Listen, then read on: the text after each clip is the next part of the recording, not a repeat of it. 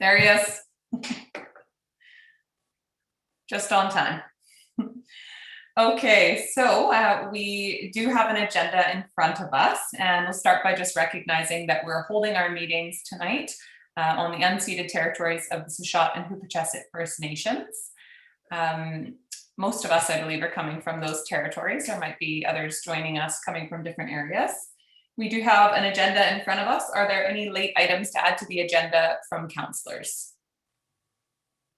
Seeing none, any from the corporate officer? No, Chair Minions. Thank you. And we'll just provide notice that we are video recording, as we always do, live streaming on YouTube and on our website. And of course, we are welcoming members of the public to join us this evening.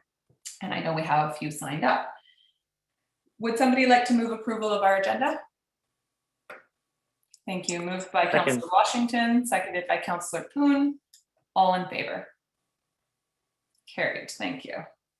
And we have minutes from the meeting of council held at 2 p.m. on February 16th, 2021.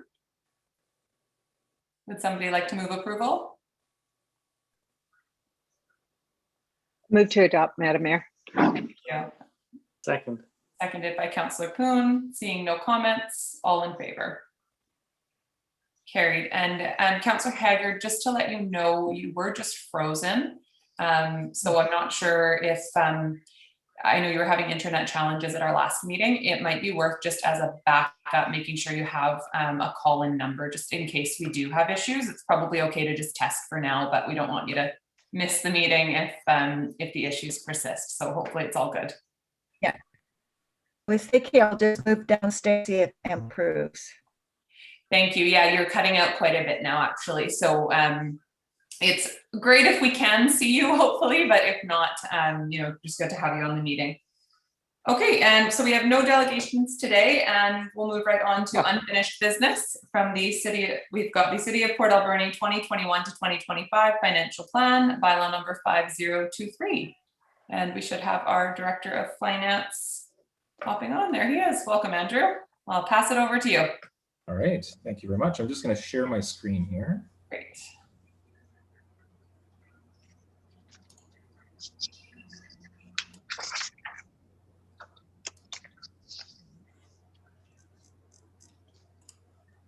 Right.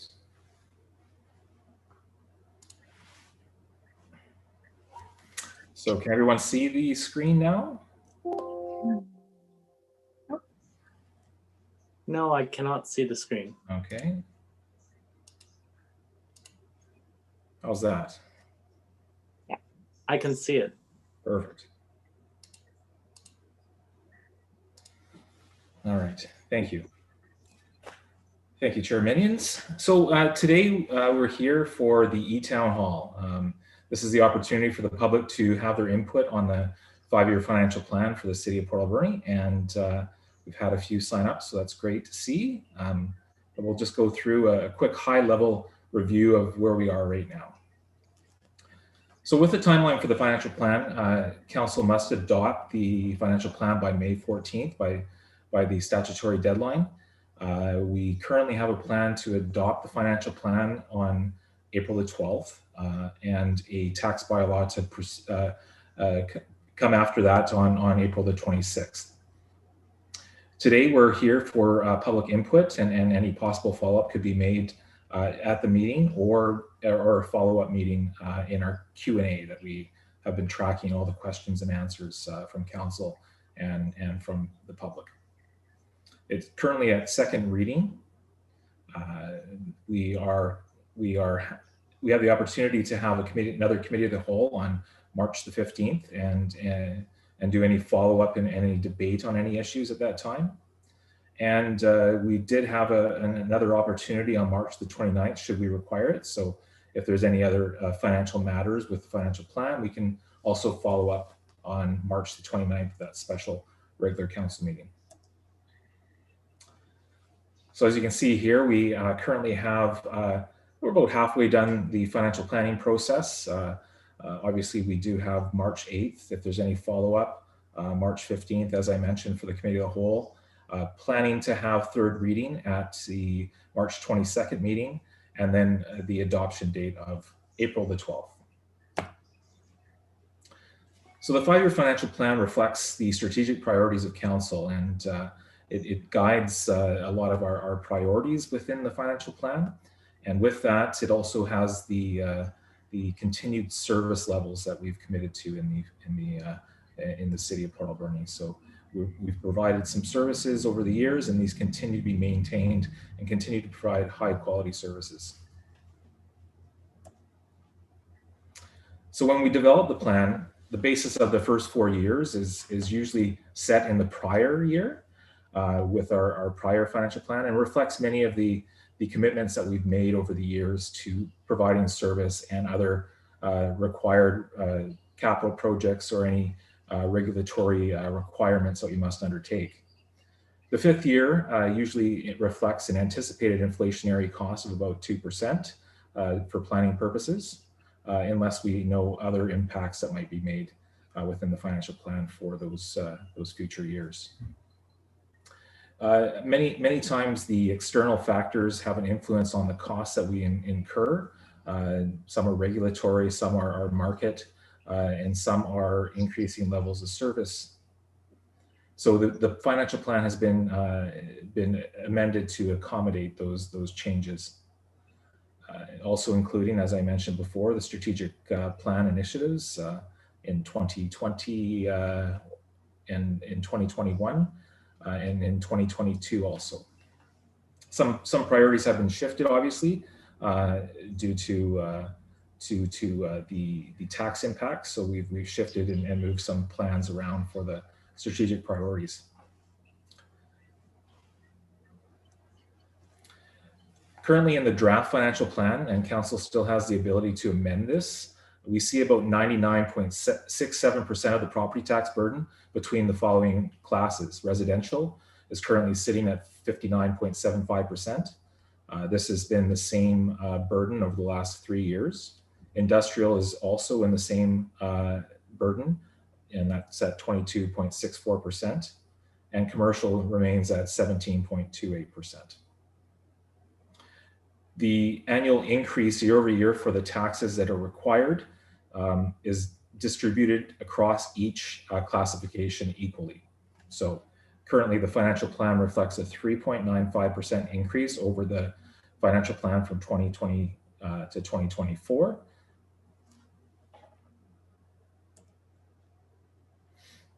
With this, the impact on the single family residential home is currently situated at 2.76% based on the non-market change being impacted in the dilution of the increased in assessed value for those new builds or new properties into the market.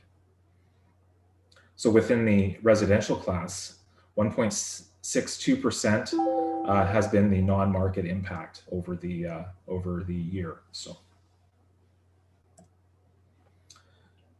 revenue over the next 5 years is anticipated to move from 3.95 to 4.79 next year, and stay in that same range around 3 to 4% for the whole 5-year financial plan. Within the financial plan, we have $2.35 million that will be allocated in 2021 for any operational requirements that are required for coverage of increased costs due to COVID, and still maintain the level of services that we provide. With some revenues, obviously, in Parks and Rec, we do anticipate some impacts. The financial plan has reflected some changes to the revenue that we anticipate from COVID, but understanding as public health orders start to shift and change, we're not sure where this might land, and that grant funding will provide us the opportunity to still maintain operations at our facilities and utilize any of those COVID funds for restart. And one of the big changes that we'll see in our utilities this coming year is waste services.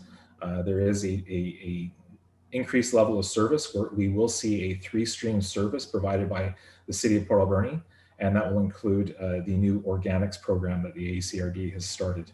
So we'll see that in May, June of this year, and we do anticipate carts to be delivered.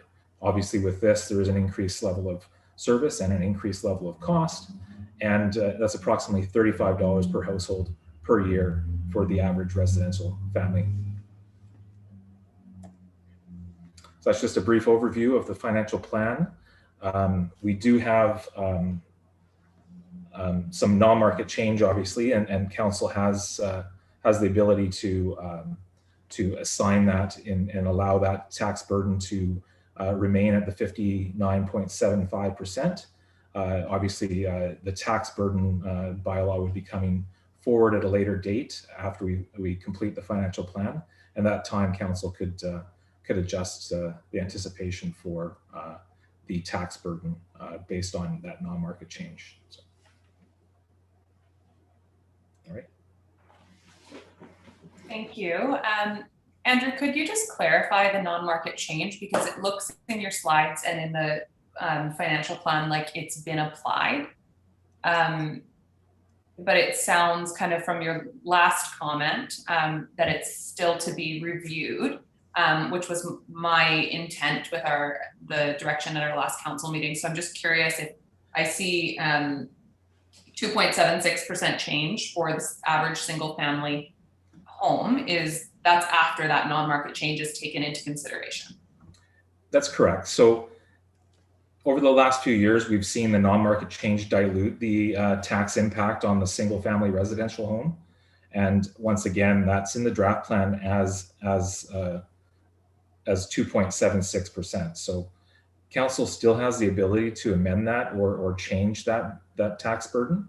And they could possibly look at the shifting to use that non-market change to put into a reserve fund, as some municipalities do, or even put it into reserves for future capital needs. Thank you. I just wasn't clear at our last council meeting. We talked about waiting to get more information before we determined what to do with it this year. So, so it's in there at this point as being applied within each class. Yes, wherever it lands, the non-market change will remain in that classification. Okay, thank you. Questions from council? Councillor Solda. So Madam Mayor, you asked the question I was going to ask. So we still have time to bring the 3.95 down with the non-market change, correct? Yes. That's correct. Yeah, so Cindy, or Councillor Solda, at this point, it is applied in the budget. We have time to make a change if we don't want it to be applied in that way. Other questions? Councillor Corbeil. Thank you, Madam Mayor. Question, Andrew, you talked about the COVID Restart grant at 2.3 million. I was under the impression it was 3.5 million. And just so I'm clear, you've got this year and next year to use it, and there's only certain criteria that it could be used for. Is there a possibility at the end of 2022 that we won't have used up the COVID Restart grant? That's a great question, Councillor Corbeil. I think with the COVID funds, we have the 2.3 identified in this year. We used 1.2 for 2020 for our impacts from COVID. So we still have that $2.3 million remaining. Mm-hmm. There is a possibility that we might not use all those funds by the end of the year, but we must identify where we are spending those funds for 2022 if we have any left over. The province has a plan to use these in 2020 to 2021. And after that, it has to be very specific as far as expenditures for COVID funds. Okay. Thank you, Andrew. Thank you. Other questions? Councillor Paulson. Just for clarity and for people who are watching, Andrew, maybe you could just define non-market change for people who are watching. Yeah, certainly. So with non-market change, this is the values that we see for new properties that are constructed on. So prior properties that might have been vacant land or land that has been developed and now we have individual parcels that might be a greater value than a prior property that was a larger piece. So this is just a change in the amount of value that we see in the for the properties that weren't in the tax base in the prior year, essentially. So with that, it enables kind of a dilution of the taxation within a class if we allow the classes to have the same tax burden. So that's why you'll see a 3.95% go down to a 2.76% based on that percentage or that new market value that will be in the classification. So, and historically, we haven't seen large sums of non-market change in the city of Port Alberni, but over the past 2 years, we have seen an increase due to development. So that's provided essentially some tax relief from the full impact of the tax increase. So it's not that we see new properties come on and new values and the taxes go up. We tax based on what we need to provide the services we provide.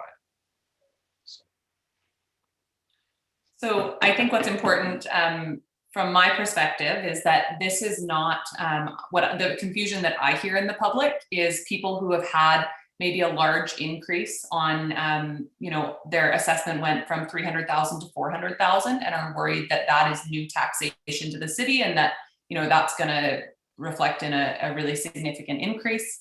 An increase aside, I think the important distinction from my perspective is that this is not the value of somebody's house going up and an increased assessment there. This is new units, new taxation. So very different than, somebody who has seen an increase in their property value relative to other people's. Councillor Solda. Sorry, Madam Mayor. Oh, there you are. Just a quick question. I have a notice of motion coming up at our next meeting, and it could or could not change the budget. That can be addressed still, right? Regarding the pool. Yeah. Thank you. Absolutely, and there will be lots of changes, I'm sure, still, and there's lots of time for that. Thanks for checking, Councillor Solda. Other questions? Okay, I have a couple. So asked about the non-market change. We had a report on our last agenda regarding the library funds and $800,000 that will be effectively going back to the taxpayers this year. Can you let me know what the net financial impact based on that $800,000 coming off of taxation this year will be? So what is the percentage increase when that 800,000 is taken into consideration?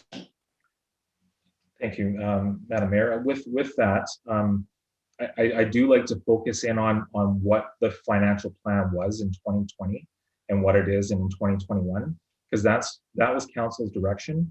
That's what council had provided as far as our abilities to provide the services within the financial plan. So last year was 1.9% increase year over year, and this year we're currently at 3.95. But what is that? With that aside, I'd like to focus on that because that's the financial plan that council's provided, and with the year over year, you have to understand that we went up $800,000 more roundabout. I'm not talking an actual number here, but $800,000 up, and then this year we're going to do $800,000 down to return those funds. That's a swing of $1.6 million. So yeah, you will see probably a decrease in the actual taxes that are paid by the average residential family home in 2021 over what they paid in 2020. Yes, I understand that. And I think that the report that we had on our last agenda made clear where those funds are coming from that are being returned to taxpayers this year. But what is the net financial impact to the average home? So this 3.95, what is it actually when we take that $800,000 off? If we exclude the non-market change, because that has some factors into it that we haven't decided upon yet, it would be a drop of 2.72%. Thank you. Okay, and then you might not have this information today. So I'm wondering, we've talked a bit about the non-market change in the residential class. Last council meeting, we were shown a slide that showed a 35% non-market change in the industrial class. What would be the impact to industrial taxes if, like, I feel like we're quite focused in on residential taxation and applying the non-market change there.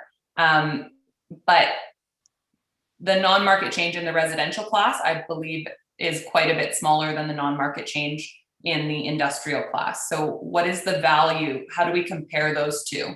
What's the value of non-market change in the industrial class versus in the residential class? Well, with the industrial class, we've seen a, like you mentioned, the 35% increase, but their values, like their assessed values in light industry was very small. So we just look at that class 5. You just give me a quick second here, I can grab it.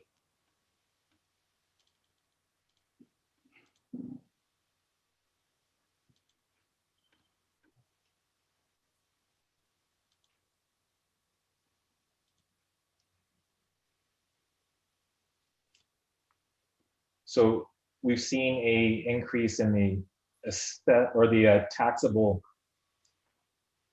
values of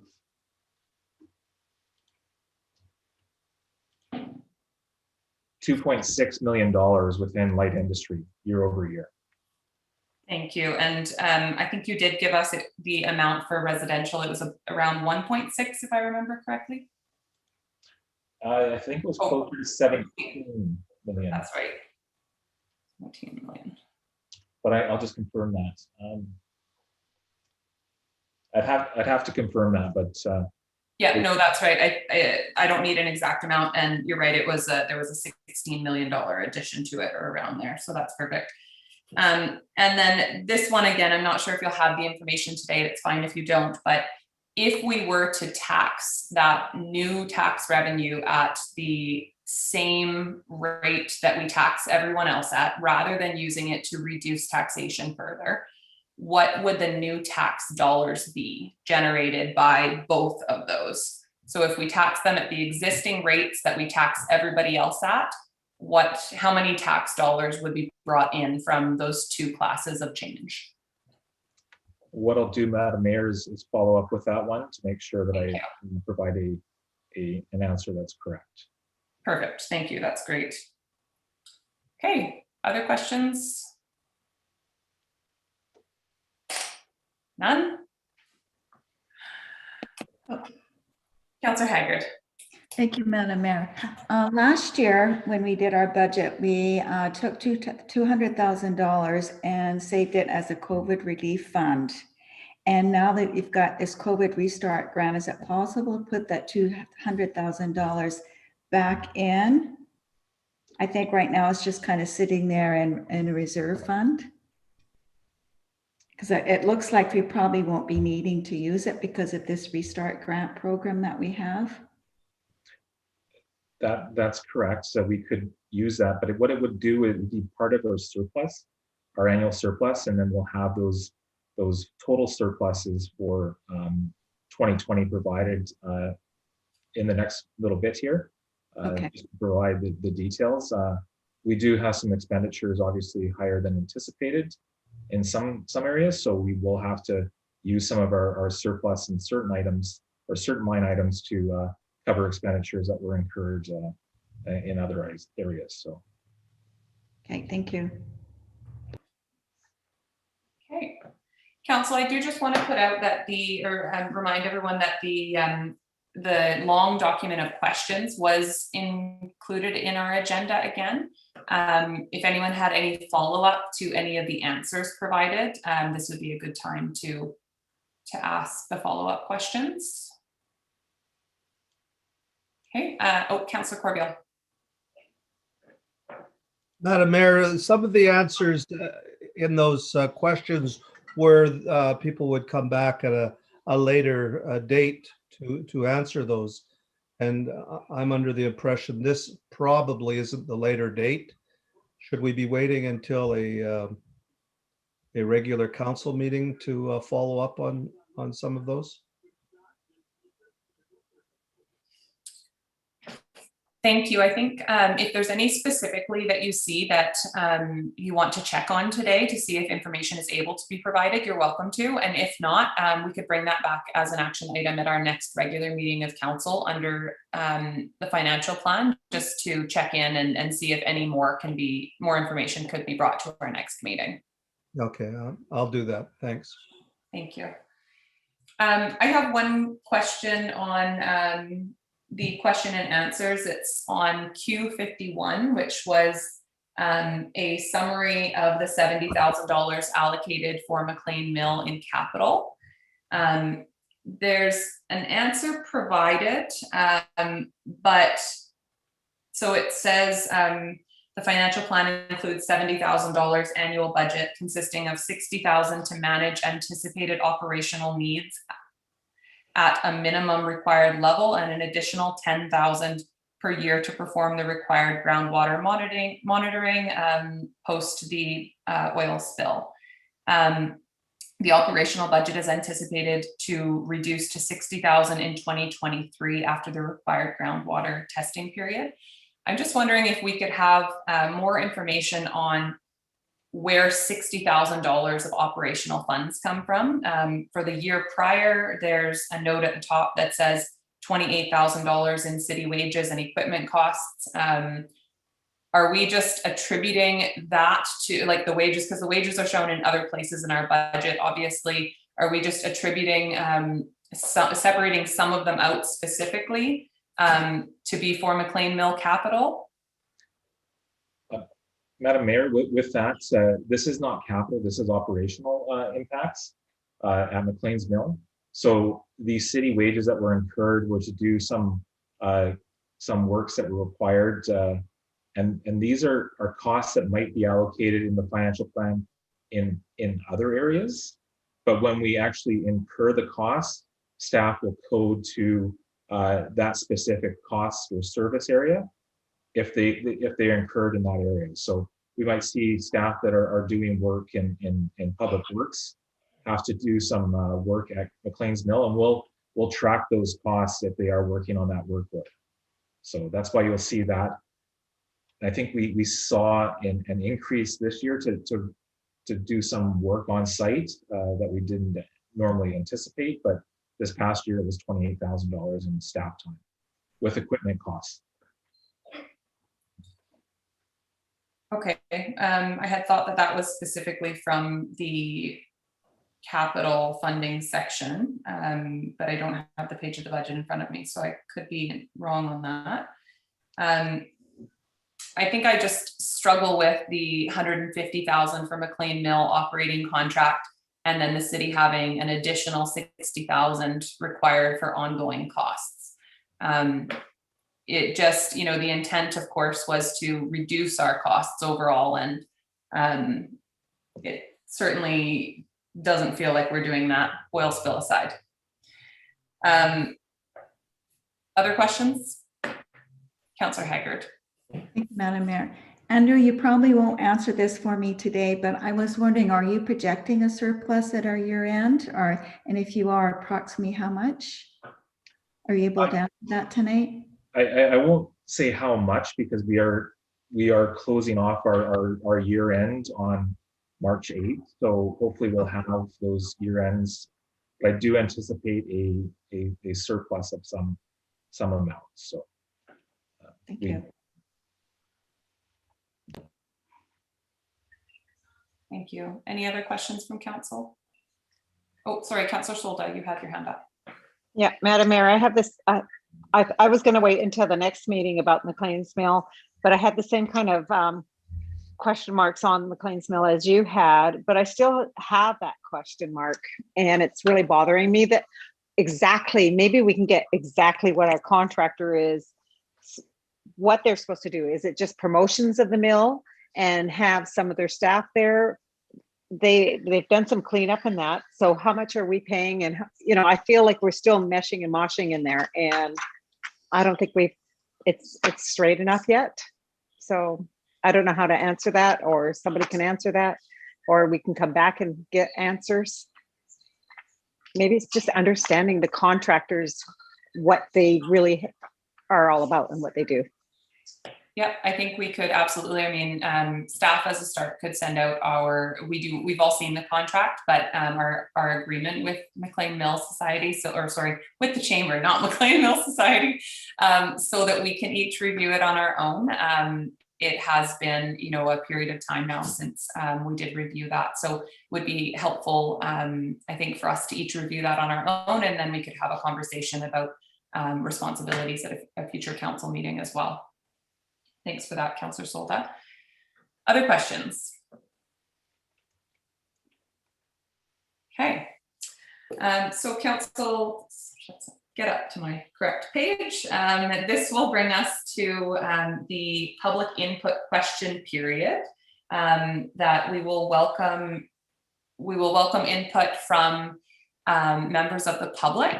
We will certainly do our best when people are asking questions, rather than just providing input, to see if they can be answered. And for anybody who asks a question that is not able to be answered right away, we will do our best to bring an answer to a future meeting. So hopefully we do get some input and questions. I think we have a few people signed up for our meeting today. And I did just want to, before we start our questions, anticipating that I know that there could be questions about where we're at on the pool, I wanted to share with council that Councillor Paulson and I attended a committee of the whole for the regional district a few days ago. And at that meeting, we had a conversation about next steps and a feasibility study that would bring forward a few options for the pool, including, you know, what type of pool Alberni Valley may want, or if the Alberni Valley does want a pool, and which areas at the Alberni Valley the service would be important to. And the committee of the whole group did recommend to the board, so of course it does need to go through another level of approval, but did recommend to the board that the Alberni Clayoquot Regional District fund the study and public engagement for the pool. So this is a really significant step. There was a pool study done that the city of Port Alberni did, but it was done in 2011, so it's 10 years old now. We all recognize that new information was needed. And not only that, but that the demographics in our area have changed significantly. And we recognize that the public needed to be consulted again. So, and the whole Alberni Valley rather than just the city of Port Alberni. So Councillor Paulson and I were both very happy about that step because, you know, there's a lot of people saying, put it to referendum. Well, we can't put it to referendum, not knowing what we're putting to referendum. So this is that important first step that gets us engagement with the public. It starts to narrow down what we want, what we need as a community.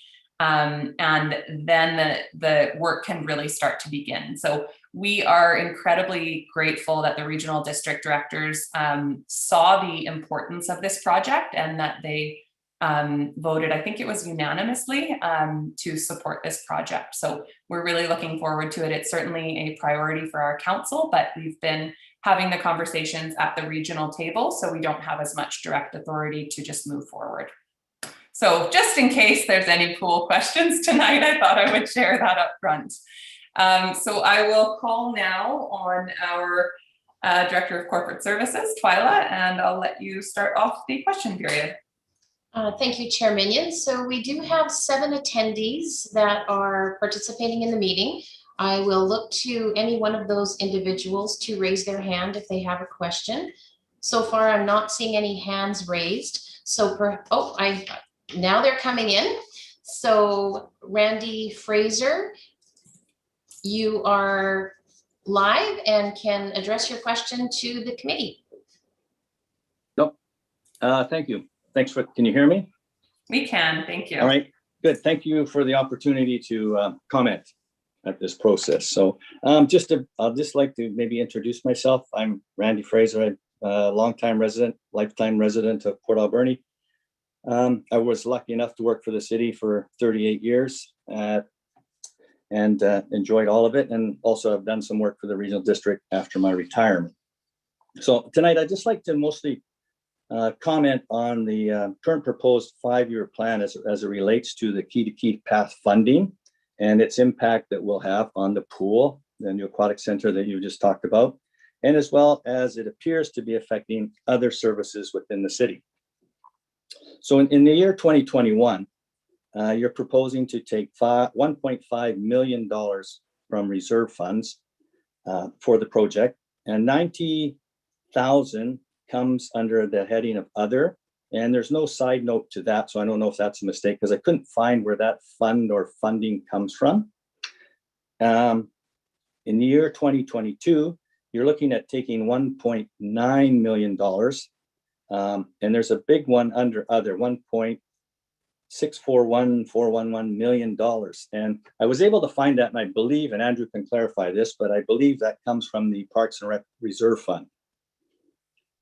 Which, if I understand the correct usage of that fund, it's not for building paths, it's for facilities and properties. So I'll throw that in there. And in the year 2023, you're looking at $1.2 million from, I think, taxation, which gives a total of $4.6 million in 3 years for the path. And if you're lucky enough to get funding, that'll be $7.5 million. So it's a lot, and I know it's a priority, and it seemed like a good idea back then. And I know you're also just still working on it. You're having, somebody try to find you ways around and through the path and stuff. And as I say, I don't think we've had a discussion about it, whether the majority of the path will be along the waterfront or not. That's still to be determined.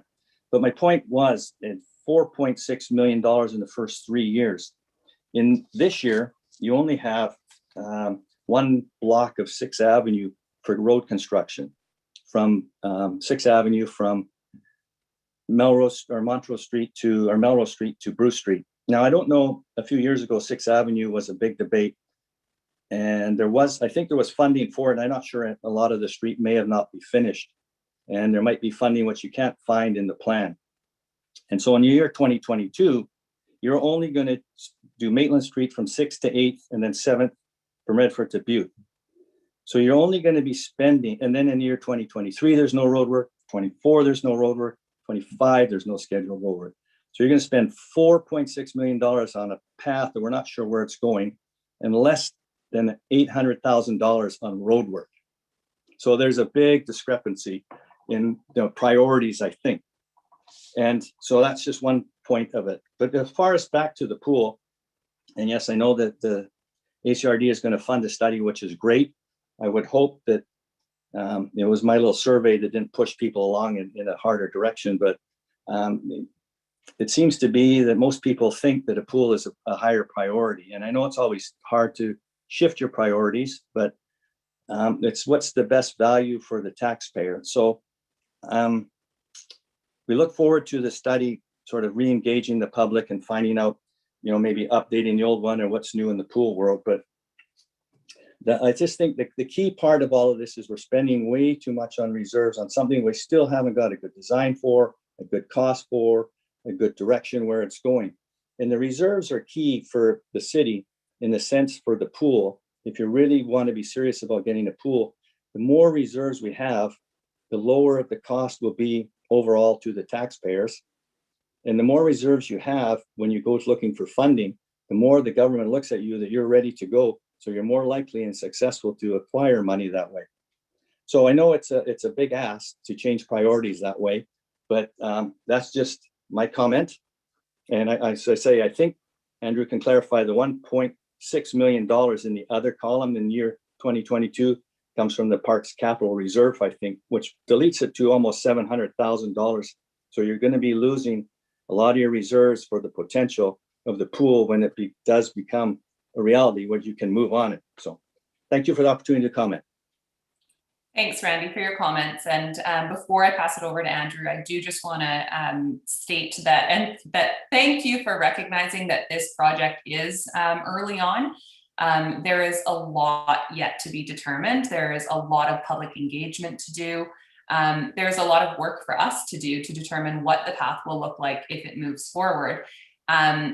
as somebody who has been in government, you will know that when you apply for a significant grant of $2.5 million, you do have to show money in your budget allocated to the project, or you won't be considered.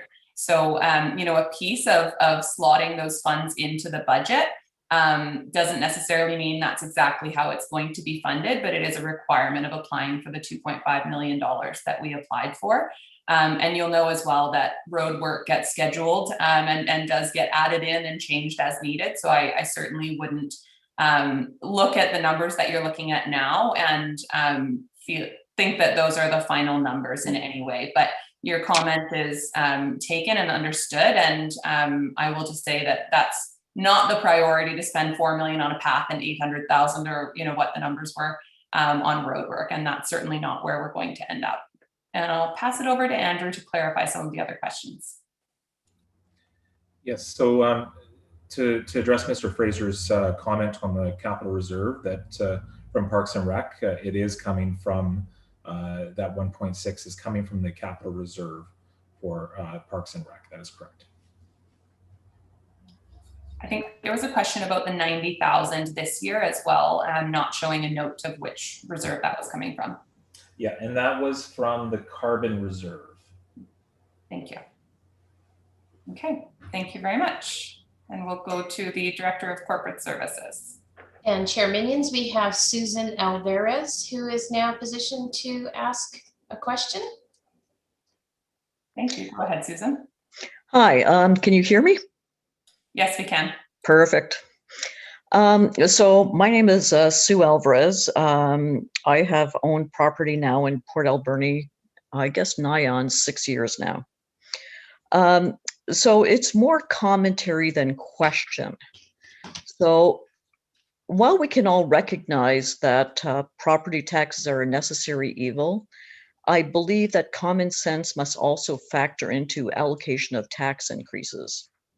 I don't believe this is the year to raise property taxes, nor do I see a need if one is to look closely at the budget and existing conditions. So the first point I'd like to make references the Housing Needs Assessment Survey, which was conducted by the city and the regional district. According to the survey results, the average rent increased by 37% between 2006 and 2016. Although the median income for renters decreased during that same time. Apparently, 58% of respondents are spending more than 30% of their household income on housing. Add to this the fact that 43.5% of homes in Port Alberni were built before 1960, meaning people can't afford major repairs to older homes, this also impacting affordable housing. Increasing taxes will only serve to exacerbate the issue and make housing even less affordable for both homeowners and renters as rent increases are passed on to tenants. The second point is in regards to new housing. So in 2020, according to the BC Housing Research Center, there were 104 new homes registered in the regional district. So, as mentioned in your non-market, this is an increase of revenue for the city. The third point is in regards to property assessments. So according to BC Assessment, overall typical assessed values as of July 1st, 2020 increased by 7%. Using my property on 8th Avenue as an example, my 2020 assessment was $302,500, whereas my 2021 assessment was $325,800 without any changes made to the property. This is an increase of 7.7%, which will already mean an increase in taxes even without an increase allotted by the city. Without increasing the tax rate, the city will still profit from the 7% increase in property assessments. The last point I want to make is in regards to projects earmarked in the financial plan, particularly the proposed trail connecting the quays. As Mr. Fraser said, while the project is a good idea, I would argue that this is not the time to institute the project. I liken it to managing a household budget. If your family is in dire straits and times are hard, you do not choose this time to spend money which necessitates increased income. You batten down the hatches, weather the financial storm. When you're back on your feet, you then attack your wish lists of projects. In closing, I would like to say that if the city wishes to remain affordable at a time when businesses and citizens have been impacted by financial downturn caused by the pandemic, then they need to realize that through new housing, higher property assessments, they already increasing revenue. Increasing taxes will exacerbate the problem of affordable housing as increases are passed on to renters. Tighten the belt, place wish list projects on hold, and show that you understand what the people who elected you to manage their taxes are going through because of the pandemic. Thank you, Susan. I'm sure that our Director of Finance could probably comment on a couple of those things, but I will just start by first thanking you for your concern for the people in Port Alberni who are struggling with affordability. We are aware that that is many people, and certainly what's been going on in our real estate market and then in our rental market as well has put even more stress on that. So it's important to have many people in the community recognizing and aware of that problem and working on solutions. I do think it's important to just, for information, provide that we do have about 200 units of approved designated affordable housing coming. That is BC Housing funded units. So that's a really significant amount.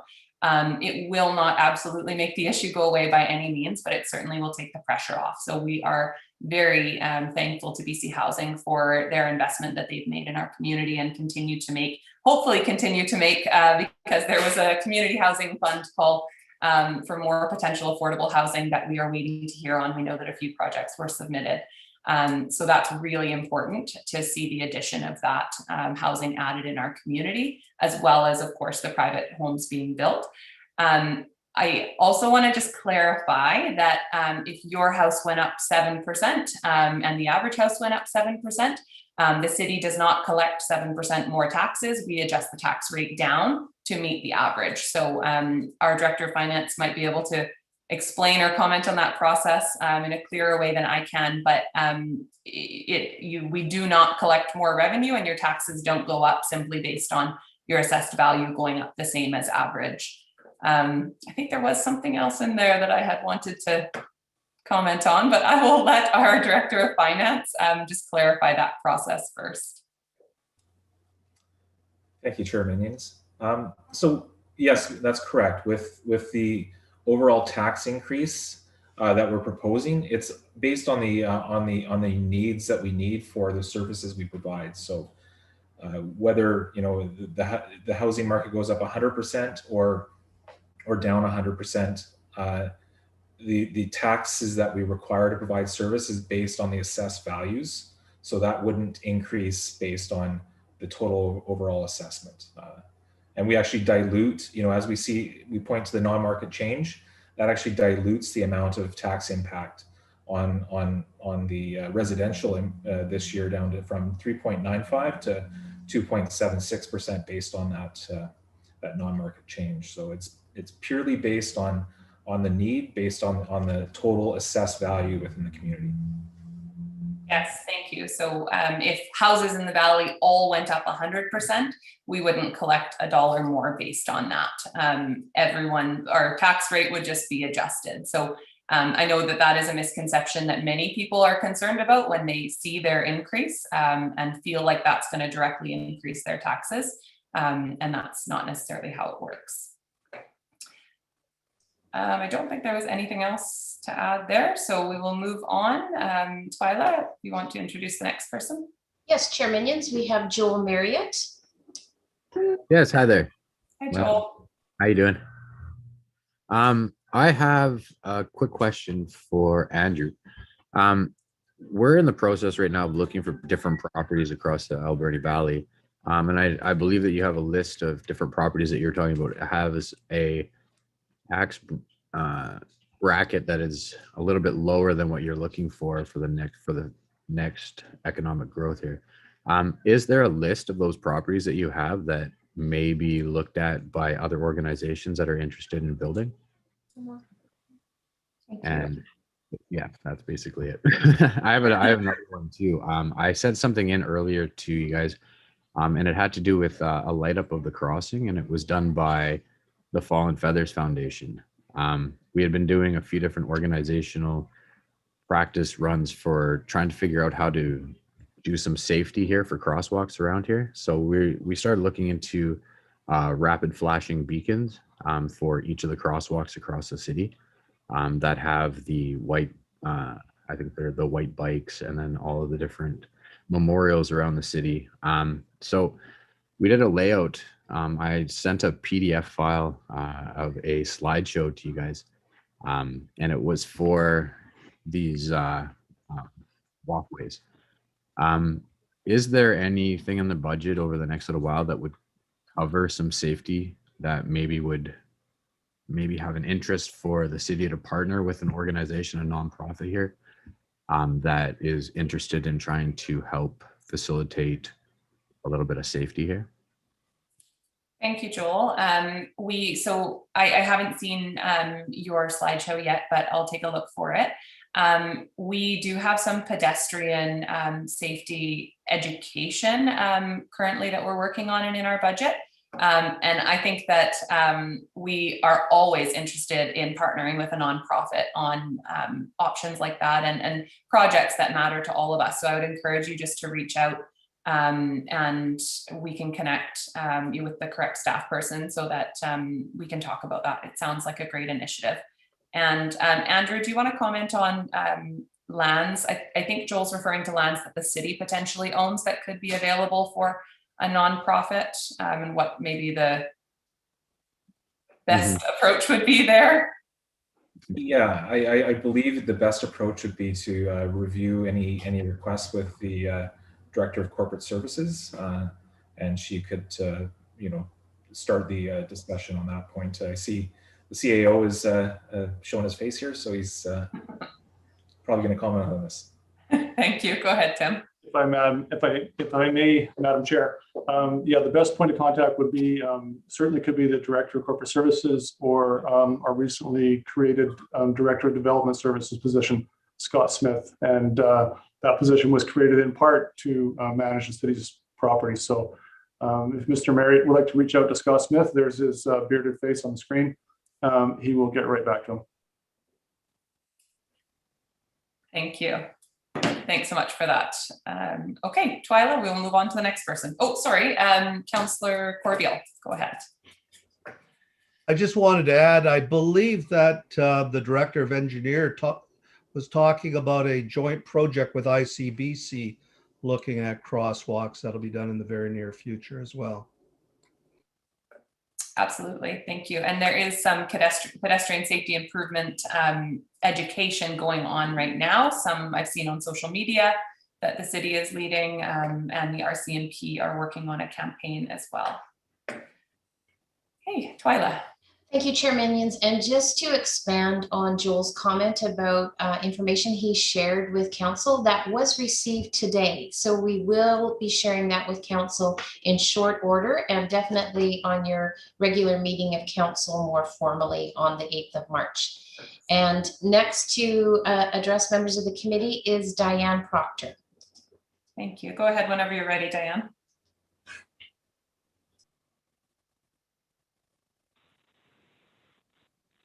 Good afternoon. I've never done this before, so bear with me. I just don't want to really question anything because I don't know too much about this city yet, but I do want to say that I have read a bit and been paying attention to the Connect the Keys project.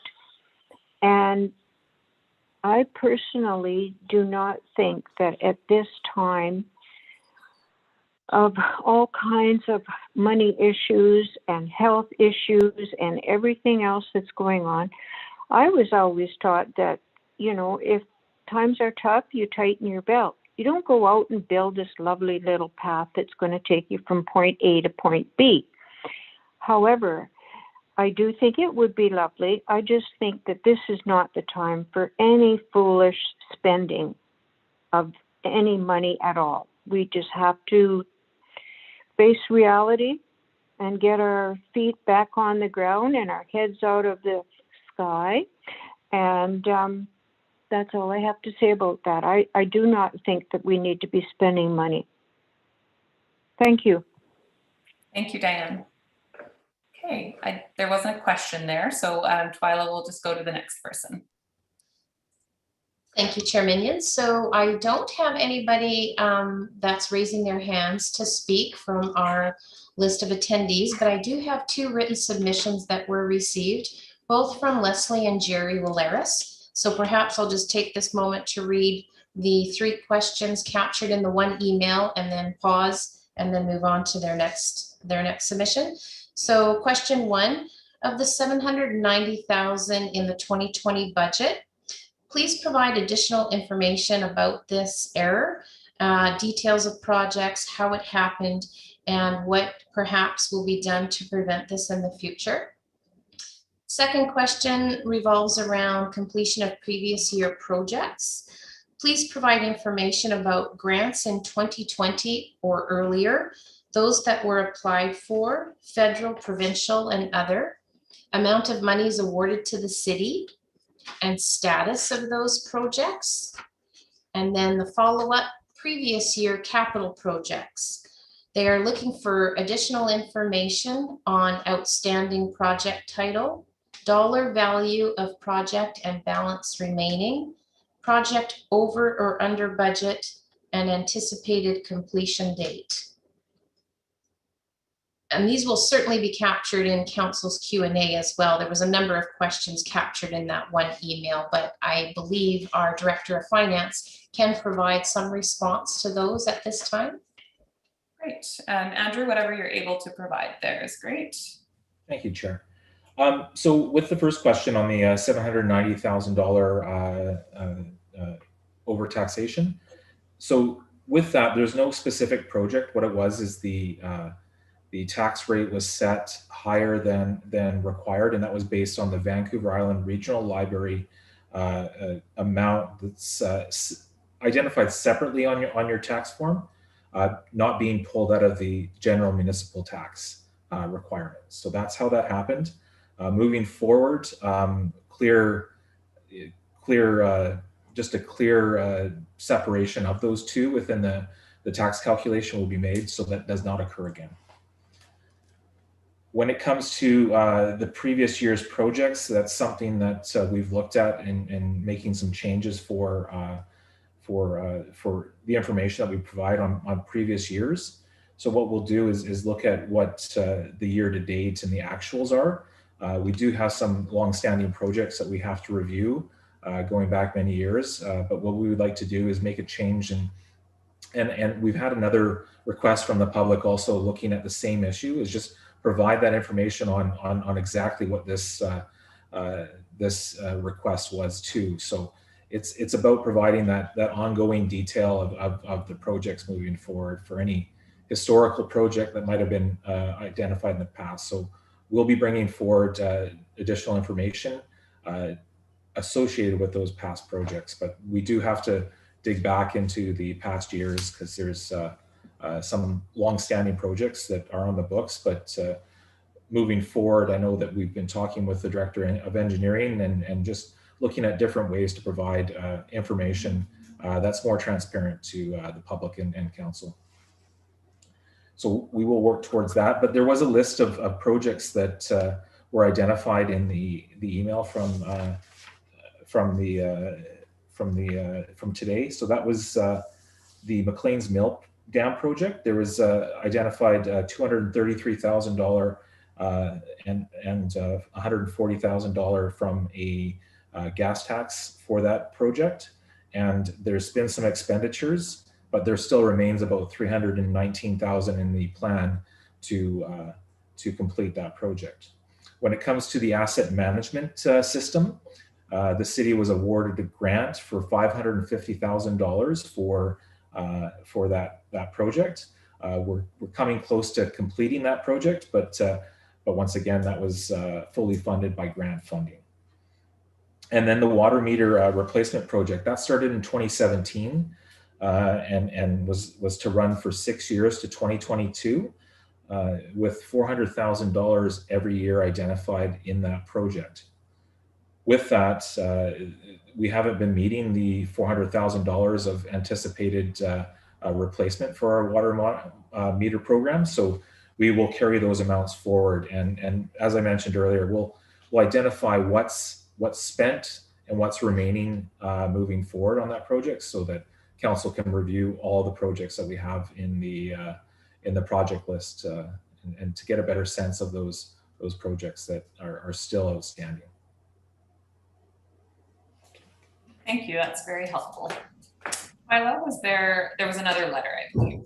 Yes, thank you. Another email submission from Leslie and Jerry Willeris, and I'll just summarize. It's more commenting about the Key to Key project and then a suggestion. So to capture their statements, as seniors, we already bike Key to Key from Westport Place, stop at Victoria Key, then continue along Stamp Avenue and 3rd Avenue. As there's already a way to walk ride from Key to Key, I would like to suggest that council reconsider this expensive Q to Q project. In the past, the old mall provided a covered space for indoor walkers, but it's a strip mall now. Currently, the community has the indoor path in the WCGH Health Square and an outdoor labyrinth. Some incentive seniors walk a circle path inside our local Walmart. Suggestion: as our community is subject to seasonal weather changes, hot in summer and rainy and cold in winter, council should consider dusting off the 10-year-old aquatic center study and build a pool, and where the old pool is, build an indoor walking, jogging track. They provide some suggestions for track design and include a link, which we will share with members of the committee. So to wrap it up, please build a facility that rivals other communities' aquatic centers and offer a family attraction where folks from around the island will come to Port Alberni for the big splash. Please add our names to supporters of a new pool.